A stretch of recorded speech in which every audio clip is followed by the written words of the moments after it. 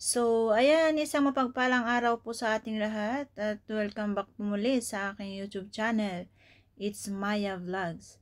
At today's video guys is atin pong mapapanood or atin pong alamin po kung ano po yung nangyari sa isa pong pabahay ng Team Kalingap or ni Kalingap Rob, no? Kasi alam po natin nung nakaraang buwan is nag-house blessing po tayo or nag-ribbon cutting po tayo sa isang pinakamalaki at pinakamagandang pabahay ng Team Kalingap na yon yung bahay nila Viancy po, no? At ayan, kung nakita naman po natin is sobrang napakaganda po siya at talagang planado po. Ang galing po talaga ng gumawa, no? So, ngayon, ayan, tapos na po ang lahat at syempre, ngayon inisip naman po natin po yung pangkabuhayan, no?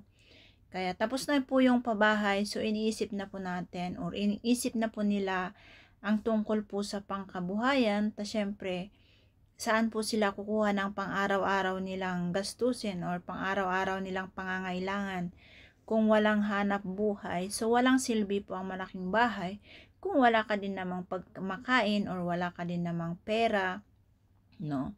So ngayon, next hakbang po natin is yung pangkabuhayan po. So, ngayon, meron pong sponsor po para sa kanilang tindahan at syempre, nakakatuwa kasi meron pa rin pong handang tumulong, no? Para sa mga taong nangangailangan, no? Kaya, ayan, gusto po nilang magpagawa po ng tindahan po kina Viancy.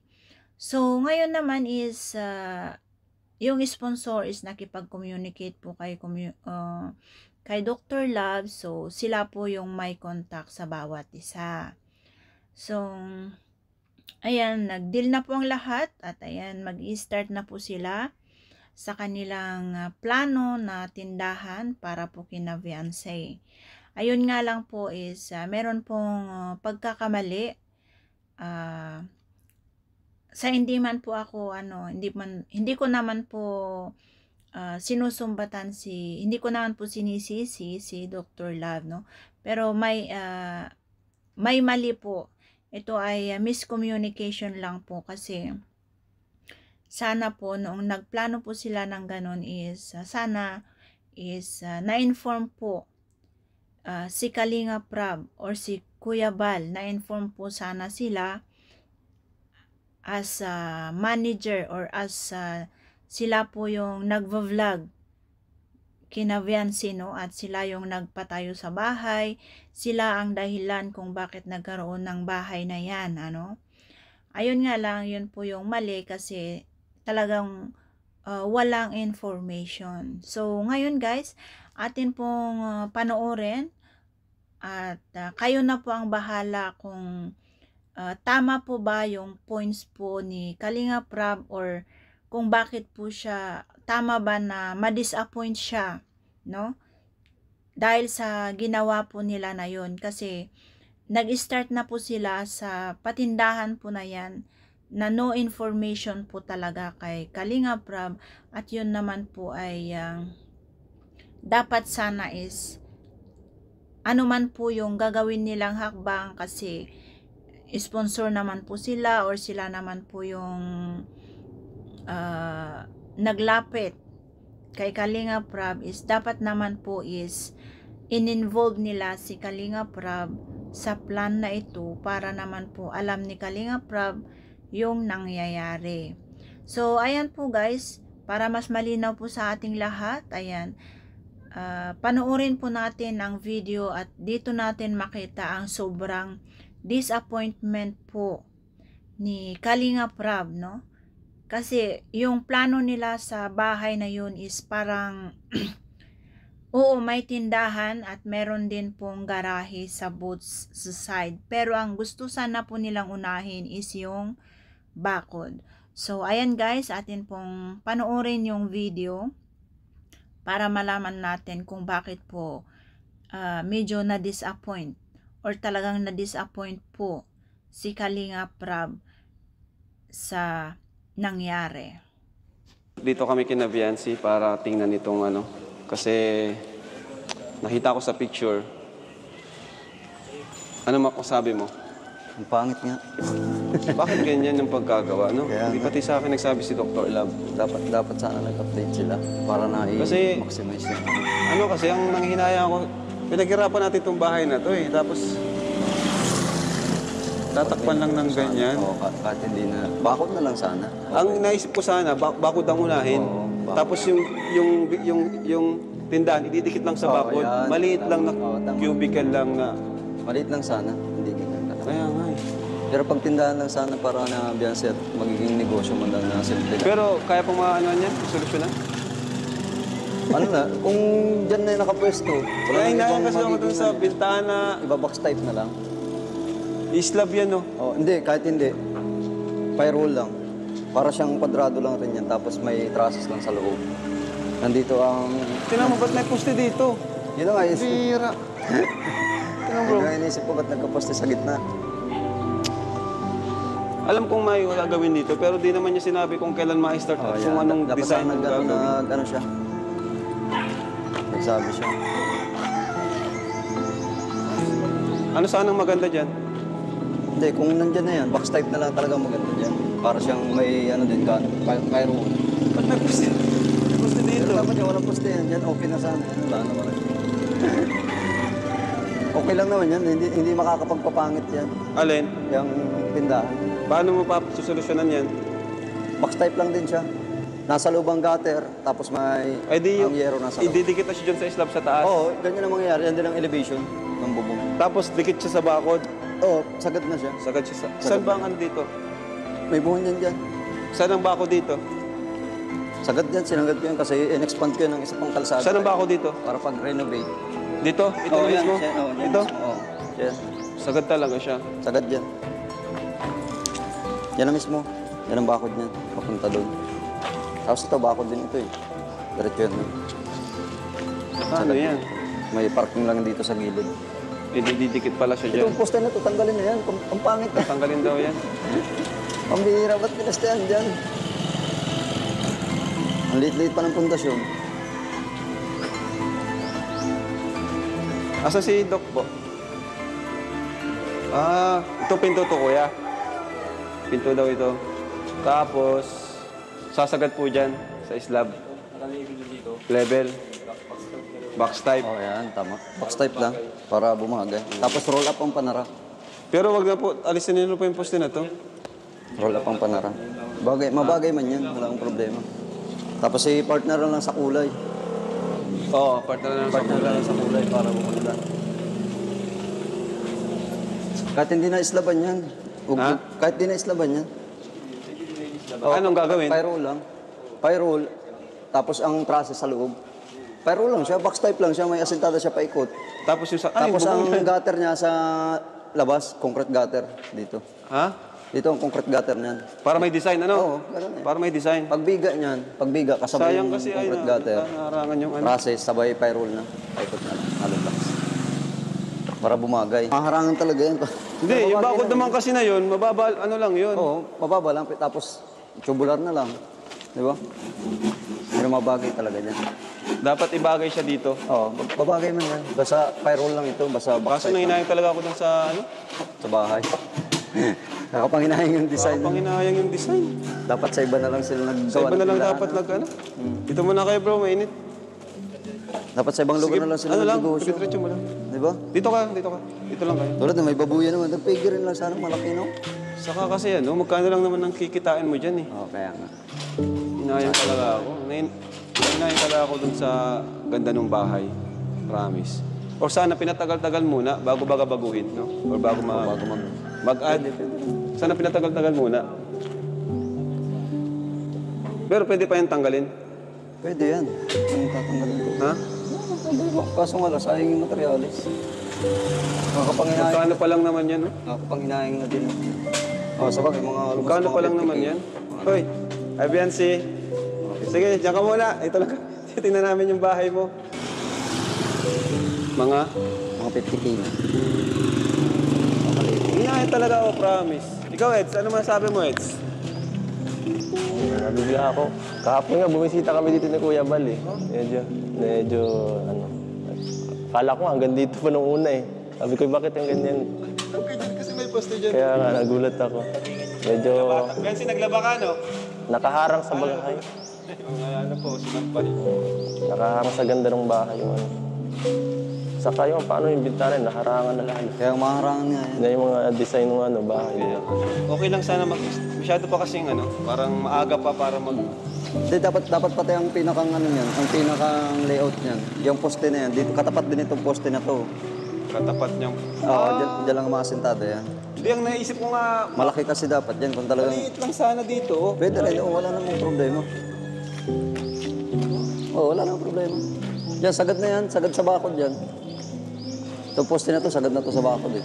Hanggang doon yan sa taas. Yan, maliit lang sana.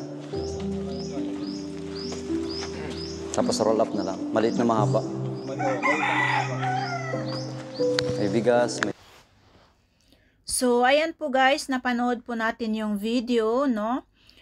At nakita po natin ang sobrang disappointment po ni Kalinga Prab kung nakita nyo po yung pinapagawang tindahan, no? Kasi parang may mali po siya, may mali po kasi doon. Kaya, ayun nga, kasi si Supermac po kasi siya po yung gumawa sa bahay na yan. Kaya alam niya po yung plano dyan na kung meron man po silang mga, kung magpapatayo man sila ng tindahan, ito nga po daw ay ikukuha sa may bakod. Kasi ang una po sanang plan po nila Kalinga Rab is kasi ang una po kasing plan po nila Kalinga Prab is yung papabakudan po muna yan, no? Para sa kanilang safety at doon naman ididikit po doon yung tindahan kung gusto po nilang magtindahan. Pero ayun po, sila po ay napangunahan, no? Or sila po ay parang kung tatawagin doon is na-bypass. Ayan guys, atin pong panoorin po yung next part po ng ating video at talagang dito po natin maririnig na magsasalita na po talaga si Kalinga Prab dahil may karapatan naman po siyang magsalita. So ayan, atin pong panoorin at atin pong pakinggan kung ano naman po ang opinion ni Kalinga Prab dito sa nangyari. Ako nga talaga, ang gusto ko dito, mga Kalingap, sa totoo lang, unahin is yung bakod. Kasi doon sa bakod, doon mo na pwedeng idikit yung ano eh, yung tindahan. Gusto ko sana bakod muna, palibot. Tsaka mas safe. Kahit, mas safe. Unang tingin na Eds, si Makmak na ano din siya eh, nagulat din siya kasi nasayang talaga.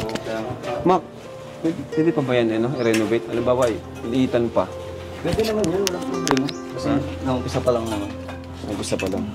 Saka dapat talaga yung poste niyan, pinantay na sa sukat ng... Yan bakod din, sagad din sa baano, no? Sagad yan. O yan, okay yan. Okay yung sa kabila.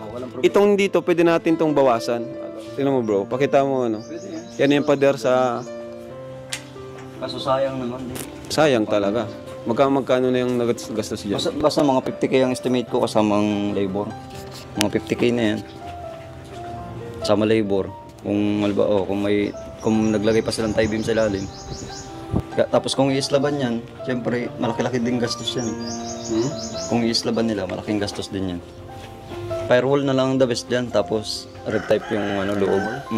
Firewall lang, box type lang, firewall. Kukulungin lang yun ng hollow block sa trusses nasa loob, tapos dito concrete gutter na lang sa harapan. Ganun lang yung kasimple sana, para hindi na masyado magastos. Sino design nito? BNC? Hindi ko. Hindi mo alam? Hindi ko pa alam ko. Bigla na lang sumulpot, Sino ko yung nag-isip ng design? Napasok ka lang? Napasok ka pa lang? Parang kabuti pag ang bigla sumulpot. Asan yung iba kuya? Hindi nagpasok? Tsaka yan sa pwede naman na isagad dito eh. Ha? Oo yan, pantay na lang sana yan dyan, para sayang ang space. Napasok pa lang siya, tapos sisisihin niya. Sabi na, napasok pa lang si tatay. Yung asentada, diretso na dyan sa firewall ng... Dapat nagtanong sa'yo. Ikaw kasi, Ikaw kasi yung gumawa ng bahay. Tsaka nakadesign na talaga dapat yan. Ha? Nakadesign na Ay, may yan. plano ka na sana dyan? Kung magtatay ng tindahan. May plano kasi talaga to si Supermac dito eh. Tapos roll up ang panara. Mabagay yan dyan, wala namang problema. Kaso nga lang, hindi naman ganyan kalaki, yung laki talaga. Ang laki. Dapat sukat din sa poste ng bakod para parehas. Kasi pag nagbakod yan dito, hindi babagay yan pag hindi nakasukat sa bakod yan. Hindi na yung babagay. Kasi magkakaroon ng poste yan dito na alanganin, tapos panibagong bakod na naman. Dapat naka-ano siya, naka-equal.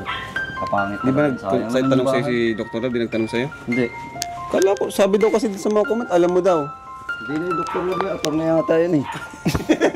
Hindi nga. Attorney na yun ngayon. May sariling ano na yun eh. Sabi kasi, Hindi alam mo natanong daw. yun. Wala. Alam mo may tindahan, pero di mo alam Alam na... magtatayo ng tindahan, Oo. kaya nakaganyan ang disenyo. Pero wala siyang... So yung mga kalingap, No. kami po ay inaano lang po namin yung honest opinion po namin about dito. Wala pong masama pong magtindahan. No? Po, ano po yan, maganda po yan, negosyo. Pero ako po, nagsasalita bilang nagpagawa ng bahay, no? Saka pati para Sa tulong ng mga sponsors natin. Pero ilang buwan po din namin itong pinaghirapan ni Supermac. Kaya may karapatan din po kaming magsalita about dito. And isa pa, si Biancy ay ako yung nag-manage sa kanya, no? Beneficiary ko siya. Or parang manager na rin kasi yan, si Biancy po ay sa totoo lang, malaki na rin po yung yung nakukuha niya sa mga benepisyong binibigay ko po sa kanya. So, kumbaga malaking tulong na rin po ito. Yung sa Velvet Box, yung pag-vlog namin sa kanya. And yan, so wala naman pong problema kung dadagdagan pa, which is itong tindahan nga. Pero ako po ay lang talaga, medyo Saka din napaalam. Parang gano'n. Kasi pag mahirap. disappointed lang ako din sa laki ng naharangan yung bahay na pinagawa namin ni Supermac ay. Una nga, meron pa sana dito, may poste dyan. Kundi pa nagpunta si Papa. Si Papa nagpatanggal daw niyan, isa. Alam mo. Dapat talaga wala na ito.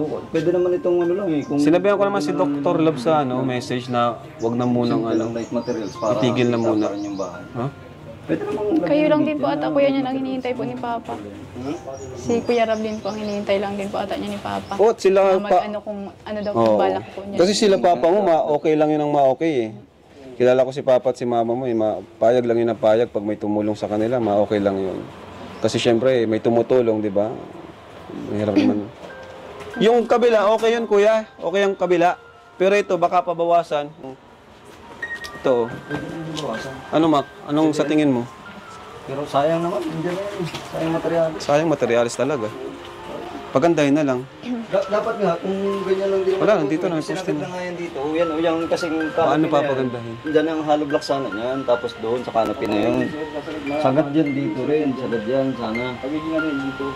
Parang nilisya pa naman na, wala din yan, sayang din naman yung space. Ano yun pa naman yan. Nilisya? Nilisya pa, dapat dyan na yan. Tapos yung trusses niyan, dyan na nga sa bigat na yun. Yan ang kwenta ko. Yan. Pwede rin, wala namang problema yan. Kaso tutulo pa rin yan dyan pag nagkataon. Or pag angle flashing, dapat talaga isinalo na yan dyan. Kasi yan ang disenyo niya na. Ito kasi talagang pagkakwadrado na ito, sakop na ng tindahan yan. Nakaano na yan, nakasukat na yan. Sukat din yan sa bakod, sa lahat ng pagitan. Parehas yan. Yung kasi pag yan, hindi yung babagay. Halimbawa, tulad dito, nagposte ka dito. Yung sukat ng lawak nito, tapos lawak nito, hindi mo kaparehas. Ha? Yan, yung poste na yan. Diba? Oh, ito na yung poste. Eh, dito yung bakod. Yan ang mangyayari, bakod na yan. Saan dapat ang bakod? Pwede naman sagad yan dito kasi Kaya nga dapat sinagad natin yung bakod. Dapat sinagad natin. Dapat nakadikit na siya sa bakod, di ba? Ito muna. Sa moon. Sagad yan. Ayun o. Yan. Di siya sagad. Hindi sinagad. Tinatras pa din. Oh, MG. Dapat sana sinagad. Sinagad na dapat yan para Kasi sukat na sa yung yung sakasada. space. Sayang talaga. Kasi yung bakod mo, edi maano ka pa dito. Dito yan, dito ito tama. Ang nasa isip ko talaga, sagad sa bakod para yung gate, yun na yung yung naintindahan, diretso. Saka pati yung the best niya, tubular lang. Ha? Light material. Tubular lang. Halimbawa, kung pupost yan, tapos tubular na lang. Maganda talaga yan. Lalabas ang ganda ng bahay. Hindi yung tabong. Ayan guys, narinig po natin kung ano po yung sinabi ni Kalinga Prab or kung ano po yung kanyang opinion, no? Which is karapatan niya po yun. Kaya sa manager po ni Viancy or as handler po ni Viancy, ano? Pero gayon pa man is talagang hindi po makamove on si Kalinga Prab dahil sa nangyari na yan, no? Kasi tulad nga po ng sinabi niya na natakpan yung ginawa nilang bahay kasi dapat bakod po muna yung ginawa nila. Ganun pa man is sabi naman po ni Supermac is naandyan na po yan, is gawan na lang po nila ng paraan. Kasi sayang din naman po yung mga materialis na itrabaho na nila, ano. Kaya gawan na lang po nila ng paraan para mapaganda or para po sa ikakaganda para magmatch po ito sa bahay na pinagawa nila Kalinga Prab. At narinig naman po natin is talaga pong naglabas po si Kalinga Prab ng kanyang saloobin, no? Which is karapatan naman po niyang magsalita, no? As handler po ni Viancy. So, ayan po guys, atin pong panoorin ang next video. At dito talagang hindi talaga mapakali po si Kalinga Prab at halos lagi po siyang nagtanong kay Supermac kung may remedyo pa ba o wala na. So, ayan. At ayan po guys, ang kabuuan po ng ating part 74 ng EDC, no? Siyempre nakakatuwa at the same time is medyo nakakalungkot kasi medyo nadismaya po si Kalinga Prab. At ayan, natin pong abangan ang next update kung ano na naman po ang kaganapan sa susunod, no?